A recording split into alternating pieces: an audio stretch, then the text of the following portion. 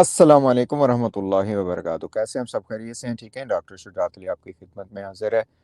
इमरान खान साहब की कैद के हवाले से जो 10 साल का कैद का फ़ैसला उनका आया साइफ़र केस में, उस पे बहुत ज़्यादा तज्ज़िया हो रहा है और उसके वेरियस एस्पेक्ट्स को लोग डिटरमिन कर रहे हैं कि ये ऐसा क्यों किया गया।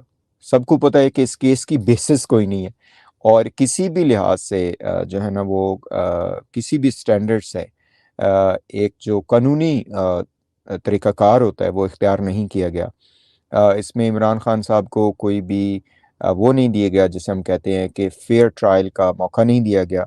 और सबसे बड़ी बात जो तकलीफ़देह बात है वो ये है कि within last 24 hours before the announcement of this decision Imran Khan साहब के वकला को नहीं पेश होने दिया गया और उसमें ऐसे वकीलों को स्टेट ने जज साहब ने अपनी तरफ से अपॉइंट कर दिया कि जो उनके खिलाफ पहले भुगत चुके थे, उनके खिलाफ पहले वो वो जो इस्तगासा है या जो भी कह लें कि अटॉर्नी जनरल उनकी तरफ से थे, ठीक है जी। और फिर जब इमरान खान साहब के वकला खुद आए और उन्होंने कहा कि ये आप क्या कर रहे हैं, तो उन्होंने अदम एतमाद का इज़हार किया। तो जज साहब ने कहा कि ये हम नहीं मानते, आपका अदम एतमाद जो है मैं खुद करूँगा इसी केस को। और जब उन्होंने दोबारा अपना जो डिफेंस पेश करना चाहा तो जज साहब ने ये कह के उनको साइड पे किया कि चूँकि आप मेरे ऊपर अदम एतमाद का इज़हार कर चुके हैं, तो लिहाज़ा अब मैं आपको सुनूँगा ही नहीं। तो ये अजीब किस्म का मलगूबा कौम के सामने रखा गया। इस पे इमरान रियाज़ खान साहब ने इज़हार ख़्याल किया। मेरा ख़्याल है कुछ घंटों पहले उनकी वीडियो है, शायद इस डिसीजन से पहले। लेकिन चूँकि ये चहमगोइयाँ जारी थीं कि इमरान खान साहब को सज़ाए मौत का वो होने जा रहा है, डिसीजन आएगा इसके ऊपर या फिर उनको लाइफ़ इम्प्रिज़नमेंट या वो जो 14 इयर्स की इम्प्रिज़नमेंट या सबसे सख्त सज़ा। तो इस पे इमरान रियाज़ खान ने कहा कि ये स्केयर टैक्टिक्स हैं। ये टैक्टिक्स ऐसे हैं कि जिससे शायद जो लोग ये काम कर रहे हैं, वो ये चाहते हैं कि वो लोगों को बददिल करें इमरान खान साहब से, लोगों की उम्मीदें जो हैं वो ख़त्म हों।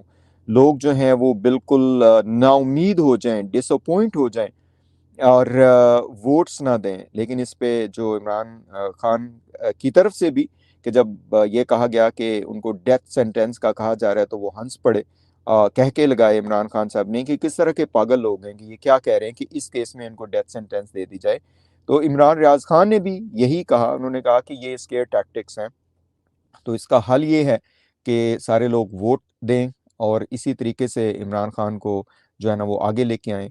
पर्सनली ये तरीक़ाकार ठीक हो सकता है। ये बिल्कुल उनकी बात ठीक है कि पुरअमन रहें। एहतजाज जो है वो अपने वोट के ज़रिए करें। लेकिन मसला यहाँ पे ये है कि वोट कहाँ डालें?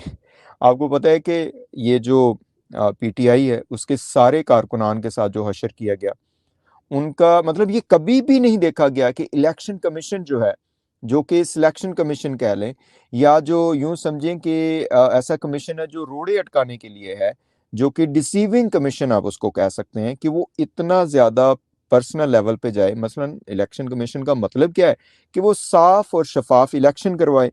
लेकिन यहाँ पे तो पहले नंबर पे वो पार्टी को ही इलेक्शन से बाहर निकालने का काम किया। दूसरे नंबर पे इनके कैंडिडेट्स जब पीटीआई के जा रहे थे तो उनकी पकड़-धकड़ शुरू हुई। तीसरे नंबर पे जब भी अगर वो कोई पहुँच भी गया तो उनके गवाहों को पकड़ लिया।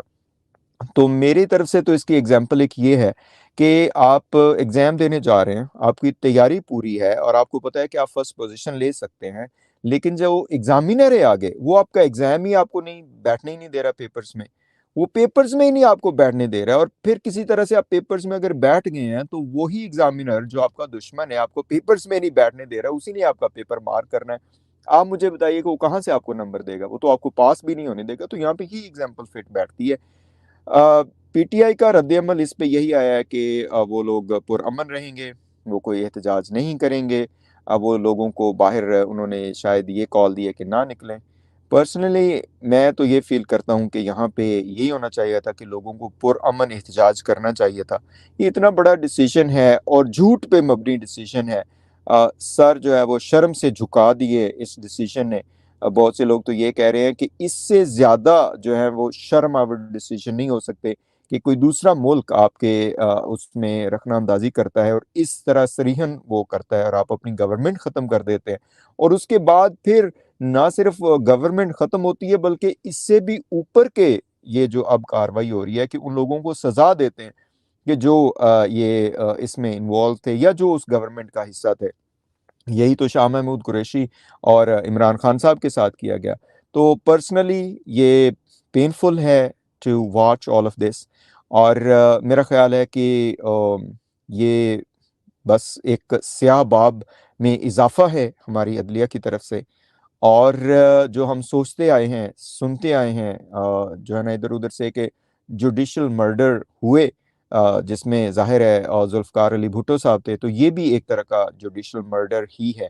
बाकी इसमें जो लोग जैसे मर्ज़ी कहें कि जी ये स्केयर करने के लिए है, ये इमरान खान साहब का अपना भी और उनके लीडर्स का और उनके साथ वालों का जो है ना वो क्या उसे कहते हैं कि हौसला तोड़ने के लिए। अब इससे ज़्यादा हौसला अब क्या तोड़ेंगे कि वो 250 200 केसेज़ 180 केसेज़ में बंद किया हुआ है और शक्ल भी किसी को नहीं देखने दे रहे और जो है ना वो हर दूसरे दिन कोई ना कोई नई जो क्या उसे कहते हैं ना कि पख निकाल लेते हैं।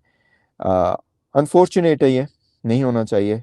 यही कह सकते हैं कि दुआ करते हैं हम अपने मुल्क के लिए और इनके कर्ता-धर्ता के लिए दुआ करते हैं और इनके लिए ये कहते हैं खुदा इनको अक्ल दे कि कम से कम कुछ तो इंसाफ करें। आपका इसमें क्या ख़्याल है बताइएगा? इमरान रियाज़ खान के हवाले से जो उनके साथ ज़्यादती हुई और जो चीफ़ जस्टिस साहब अभी भी कह रहे हैं कि वो कुछ ऐसे जर्नलिस्ट उनको तो वो बड़ा आँख का तारा बनाए हुए हैं। लेकिन इमरान रियाज़ खान खुद के जो मिसिंग पर्सन बने, उनके साथ इस कदर ज़्यादती हुई, तशद्दुद हुआ और उनके ज़िंदगी बच गई यही बड़ी बात है। तो उनका पॉइंट ऑफ व्यू ये ठीक होगा। नवाज़ शरीफ के बारे में भी उन्होंने यही कहा कि नवाज़ शरीफ से जितने बड़े ब्लंडर हुए हैं ये उम्मीद नहीं थी कि नवाज़ शरीफ एंड पे आके ये इस तरह का तरीका इख्तियार करेगा और वज़ीर-ए-आज़म बनने के लिए दोबारा इस तरीके से वो आएगा। बट अभी तक तो नाउम्मीदी समझे नवाज़ शरीफ की तरफ से भी कि उनको भी सुना है कि जो है ना वो लाल झंडी दिखा दी गई है। Let's see what happens next लेकिन वही कहते हैं ना कि होता है तमाशा शब-ओ-रोज़ मेरे आगे, यही कुछ हो रहा है यहाँ पे। और जिस तरीके से इंसाफ के नाम पर इंसाफ की धज्जियाँ बिखेरी जा रही हैं, वो आपके सामने है। पर्सनली हम तो ये समझते हैं बीइंग एन ओवरसीज़ कि भई आप जो मर्ज़ी करें, आप जो है ना वो ये इंसाफ का जो क्या उसे कहते हैं ना कि लेपा-पोती ना करें, ये कली ना चढ़ाएँ, ये इंसाफ के नाम पे इंसाफ का कत्ल ना करें। आप कह दें कि हमें ये करना है भई, आपको कौन रोक सकता है? कोई भी नहीं रोक सकता ना। तो ये कहना कि ये जी इंसाफ के तकाज़े पूरे हुए हैं, ट्रायल के तकाज़े पूरे हुए हैं, ये जी इमरान खान को सही सज़ा मिली है, इमरान खान साहब को इस तरह ये तो मैं कहता हूँ इससे ज़्यादा घटिया पॉइंट ऑफ व्यू कोई नहीं हो सकता और इससे ज़्यादा गिरी हुई हरकतें और कोई नहीं हो सकती। लेकिन ज़ाहिर है अब क्या कर सकते हैं हम इज़्ज़त-माब लोग बैठे हुए हैं करता-धरता बैठे हुए हैं, ये उन्हीं का ही काम है, वही ये कर सकते हैं कि स्याह को सफ़ेद कर दें और सफ़ेद को स्याह कर दें। ਅਸੀਂ ਤੁਸੀਂ ਇੱਥੇ ਕੀ ਹੈਗੇ ਆ? ਅਸੀਂ तो बस यही हुन कर सकते हैं कि चुप कर दड़ बठ जा। मेरा ख़्याल है यही कुछ करना पड़ेगा, वरना तो ज़ुबान भी खुश्क हो चुकी है कि इससे ज़्यादा बंदा इस हवाले से क्या बात करे। Thank you so much guys. अस्सलाम वालेकुम व रहमतुल्लाहि व बरकातहू।